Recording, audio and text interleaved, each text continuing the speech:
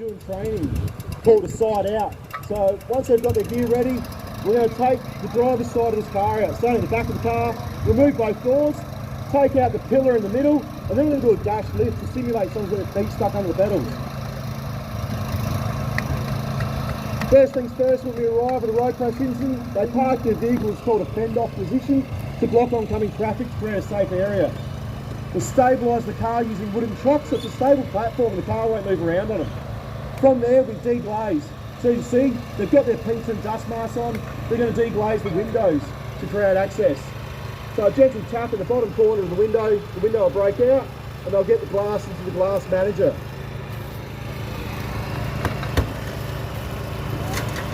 These crews undertake a full weekend of training at the State Training Centre. We train on Friday night, Saturday and Sunday for road crash, and then every 3 years we do an upskill training. So taking out the back windows first to clear that space. This is where ideally if we have an incident when there's a person in the car, we'll access and put a rescuer or a first aider straight into the car to create some management and protect the casualty and start reassuring first aid treatments.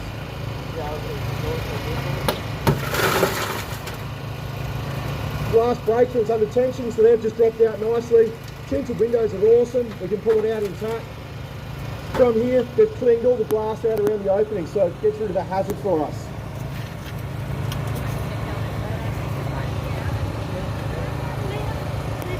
So as I said, the side out, we can do it one of two ways. We can go what's called lock side, so from the door handles, working from the back of the car forwards, or we can go hinge side. At the front, we might create some space and work on the door hinges and then come back, taking the doors off. For this demonstration, we're going to go lock side. Primary use is the Halligan tool. That creates some space by lifting it up and down, creates a gap to get our hydraulic spreaders in. Most of you probably heard of the jaws of life.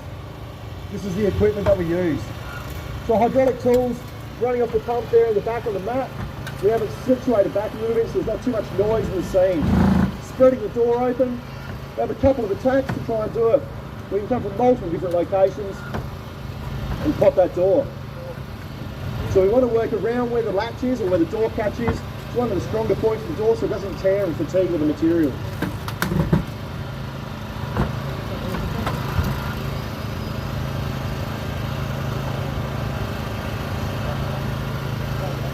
The hydraulics work in a couple of stages, so it works at a low pressure and then as we builds up to higher pressure. Spreading with, these ones are around about 30 to 40 tonne of pressure when the spreaders are opening. The cutters, when they use those, they're around about 100 tonne of pressure, so you're talking the weight of a couple of semi-trailers rolling down the road is how much they close with. For taking out the back window, what we're going to do is put a retainer strap around the door frame and around the pillar of the car to stop the door from popping open uncontrolled. Just adds a bit of another layer of safety element to the process. So spreaders in, start opening the tool. You see the door starting to come, open out slowly. That retainer strap, as I said, stops it from flying open uncontrollably. Working down, every car is different.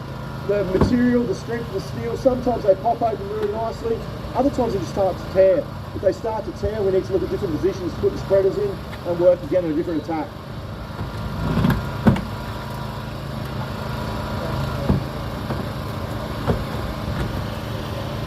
These tools, for reference, are around about 20 kilos each. So you think 2, 3 o'clock in the morning, these crews are going to respond. That's a lot of weight to carry. Some of our brigades out there have battery operated tools, and they're upwards of about 25, 26 kilos, so it's quite fatiguing. They pop the rear door open, they make an assessment of what type of hinges. There's two types of hinges in cars. Some we can cut and some we don't due to the composite material. So working on the outside of the tool, trying to get out of that window a little bit. We're working what we call a crush zone so they don't get pinned between the tool and the car. Cut the tent strap, open the door a little bit wider, then we'll cut the door hinges, take the door off completely.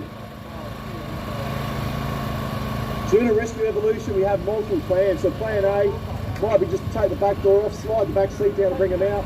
Plan B, take the whole side out. Plan C, take the roof off, and so on. We'll do what we need to do down the road. We have a dynamic approach where we keep changing as we're going.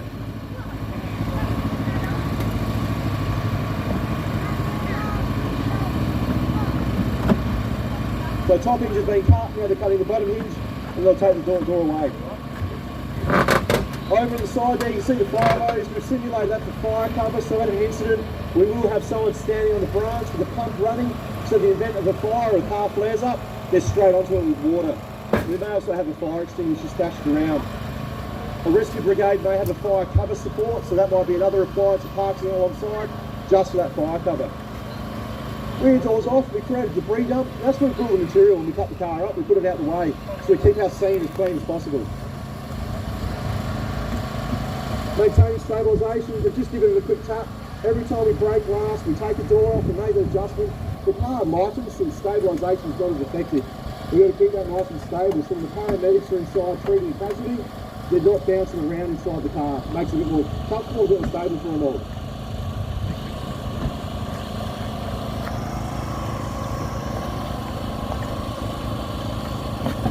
The guys are doing a sort of a modified side hinge, so they've cut the top of the B pillar, they're cutting the base of the B pillar, they'll put the spreaders in, rip the side out and fold it around on the front door to create all that space. We have a massive many different techniques we can do to extricate people out of cars. Each situation will dictate the techniques we use. So at 1:30 we're going to do a second demonstration of the passenger side of the car using a slightly different set of techniques, which will end up resulting in the whole roof coming off the car as well.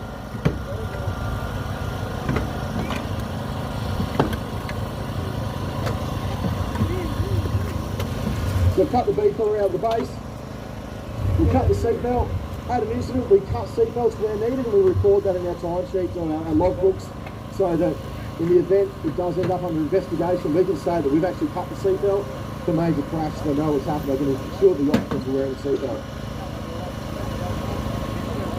Once that door's open, we're going to take that off, and then we're going to do a footwell exposure. So in the front, under the indicator, we're going to put a couple of cuts, fold the bodywork out to create access to feet, to see if the occupants' feet are trapped around the pedals, and then if we need to, we can manipulate pedals to get people out. From the footwell exposure, they'll do a cut in the front of the A-pillar, so the front pillar of the front window, put the spreaders back in and lift the whole dash up. So that gets the steering wheel and steering columns off the people for being in a massive frontal collision where it is collapsed in on it.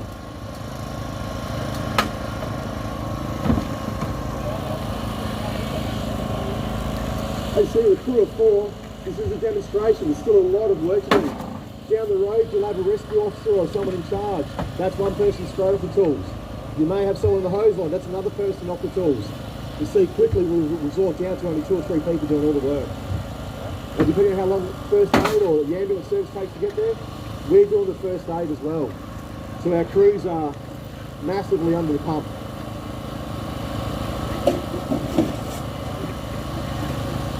So from here, 2 cuts in the A-pillar, like I said, one down low with the seal at the floor pan, and one up about where the dash is. Then we'll clamp out the spreaders and open it. The crews are employing some sharp protections. This is material we put over all the metal edges so we don't snag our uniforms or cut ourselves on them. The plastic by the front wheel is what we call hard protection. That's put in place when we're using the tools to stop material from flying around inside the car.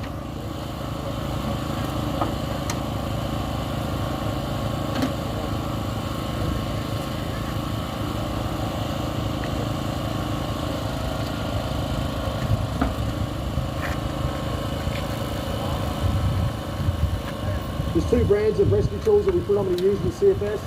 The brand we have here is called Lucas, and the other brand is called Macro. It's a bit of a Holden Ford argument. They both do the same job, just different brands.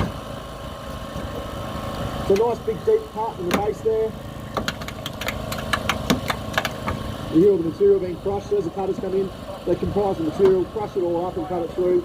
As I said, about 100 tonne of pressure they'll cut with.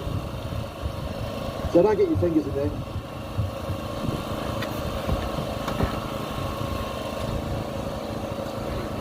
Hydraulic lines, we've got to be careful with those. We don't want people stepping on them. We want to try and mitigate dragging them across the ground. Huge amount of pressure, up to about 10,000 psi of hydraulic pressure running through those lines. So second cut's created up on the dashboard. The spreader operator will come in, crush that material down, use the spreader as a lever and fold that out, creating the footwell exposure. Once they've created that, as I said, they've got to create a cut up at the A-pillar near the front windshield, to then put the spreaders back in and lift the dash up vertically. So there's our full wheel exposure. That gives us access to occupant's feet to move pedals out the way. Spreaders are set, ready to go. So the spreaders, when we put it in there, just sitting above that hard protection, above the timber chocking. That pushes the force onto the timber, so it makes the car weaker. So we're sending all our hydraulic pressure up in the air. When we do this technique afterwards, we're going to do a dash roll. So we're going to use a ram from the feed pillar, the middle of the car, to the dash, and roll the whole dash forward to show a different evolution. So one big cut up at the top of the windshield. These spreaders have about a 700mm throw from where they're closed to completely open. So you can see there, it's going to crush down onto the timbers at the bottom. Watch the pillar where they've cut it, and you'll see that lift up. Have a look at the steering wheel, you see the steering wheel come up away from the seat as well. And so this is what we call a dash lift, as opposed to a dash roll. The ram rolls the dash away from the occupants.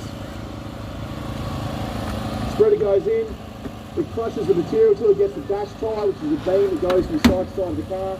Grabs that, and it starts to lift up. This car's looking a bit weak, it's fatiguing, so the spreader will sink you straight through the car. Sometimes we have to reposition multiple times. You see there, that dash is starting to come up. When we do this, we lift the dash up, we can disconnect those tools under pressure, disconnect them, leave the hydraulic line tool there, take the lines out the way, clears our patient pathway. So when we're extricating a patient, we're getting rid of those trips and slips for ourselves, mitigating hazards. See the hydraulic pressure is actually lifted the front of the car off the ground as well.